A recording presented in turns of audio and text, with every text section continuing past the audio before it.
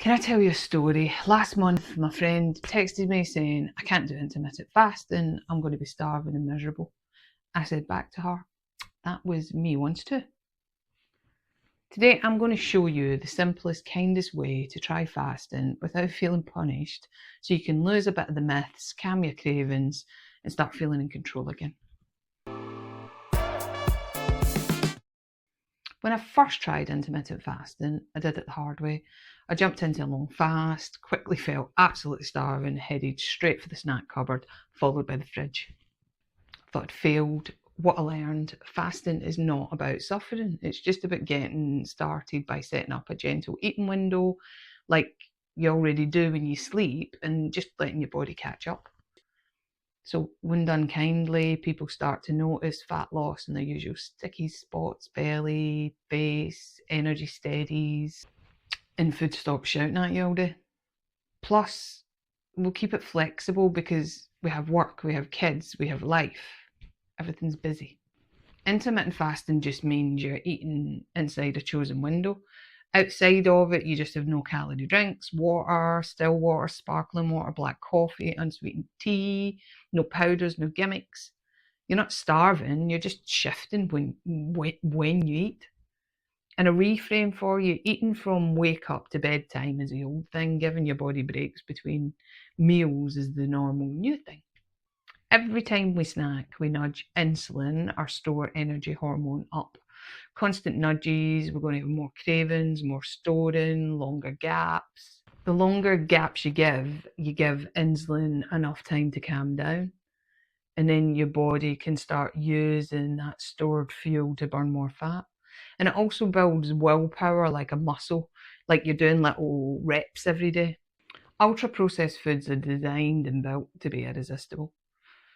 Perfect mix of sugar, salt, fat, textures. And we're not broken. The food is just engineered. And the more of it we eat, the bigger our cravings are likely to become. Hardcore is out when you're getting into intermittent fasting. It's about gentle wins. And if you've watched any of my previous videos, I apologise for not explaining this earlier. I certainly didn't start off doing 20 to 24-hour fasts. Far from it. It's taken me a while to build up to this level. And I've got plenty more insights around intermittent fasting that I can offer you, but for now I'm going to keep it simple. So what to suggest, maybe week one, you look at 12 hours on, 12 hours off, close the kitchen for 12 hours overnight. If you finish dinner or your snacks at 7 o'clock at night, have your first meal at 7 o'clock the next morning, 8 o'clock at night, 8 o'clock the next morning. Week two, if you're doing okay and you've done okay with the 12-12, try and extend it a bit, 14 hours off, 10 hours on. Same idea, if you stop eating at 7 o'clock, just open your eating window at 9 o'clock the next morning. Week three, again, only if your body is finding it easy, try and go 16 hours off, 8 hours on, which is a really common approach. Example, 8 o'clock the night before, you eat at midday the next day. 7 o'clock the night before, you eat at 11 o'clock the next day. But shift your window around your life. Morning training, slide it earlier, family dinner at 6, keep it. And consistency beats perfection. 15 hours today, 17 tomorrow, it's still progress. My early mistake was also this kind of buffet brain. I finished the fast and then I would just eat what I wanted. But the fix you're looking for is a calm blood sugar leveling for your first meal. So your beginner plate, you don't need to weigh it, but just have something, have a good size, palm-sized amount of protein, eggs, Greek yogurt, chicken, fish, tofu. Then go for fibre and colour, 2 handfuls of veg or salad. And then fat, thumb, olive oil, avocado, nuts. Your carbs come last if you need them. So potatoes, rice, fruit, especially on active days.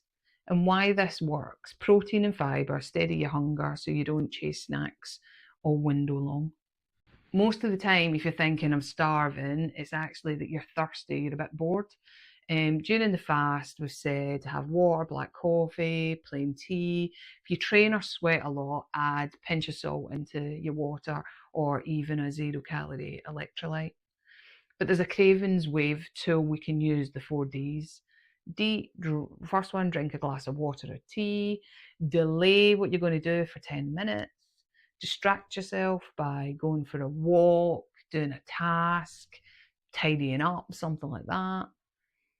And then your dialogue, just say to yourself, I can eat inside of my window. I can eat inside of my window. And then the 4D, your dialogue, I can eat later inside of my window. Being tired, being stressed, or bored isn't hunger. Real hunger feels like a little gentle hollow under the ribs, not a panic. And we're not aiming for hungry. Eat when you notice actual hunger, then stop at satisfied, not stuffed. Some practical tips that you might have heard before. Eat a bit slower, put your fork down between bites. The 80% rule, leave a comfortable 1 to 2 bites behind. If you need to eat before going out, choose a small protein snack. Keep plan. Oh, hello, cat. You won't see miracles in 3 days. Give it 30 days. Track non-scale wins because they show up first. Your tiny tracker, you could just keep 3 lines a day.